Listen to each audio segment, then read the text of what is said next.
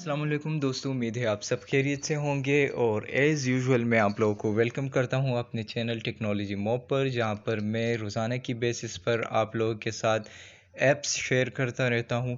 तो आज मैं व्हाट्सएप की एक ट्रिक आपको बताऊंगा, आपके साथ शेयर करूंगा। काइंडली आप वीडियो को लाइक किया करें, शेयर किया करें और सब्सक्राइब किया करें। साथ में बेल आइकन भी दबाएं ताकि हर आने वाली इंटरेस्टिंग वीडियो आप तक पहुंच सके। तो मज़ीद चलते हैं, क्रोम की तरफ चलते हैं और आपको वो ट्रिक मैं अभी बताता हूँ व्हाट्सएप का।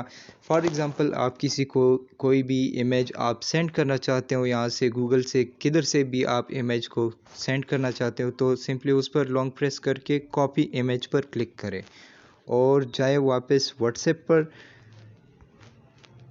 पर लेट सपोज़ मैं इसको सेंड करता हूँ। यहाँ से मैंने कीबोर्ड ऊपर कर दी, यहाँ पर देखिए वो इमेज आ गई। तो कितना इजी हो गया है, मुझे कोई गैलरी में फ़ाइंड करने की ज़रूरत नहीं पड़ी, किधर से भी उठाने की ज़रूरत नहीं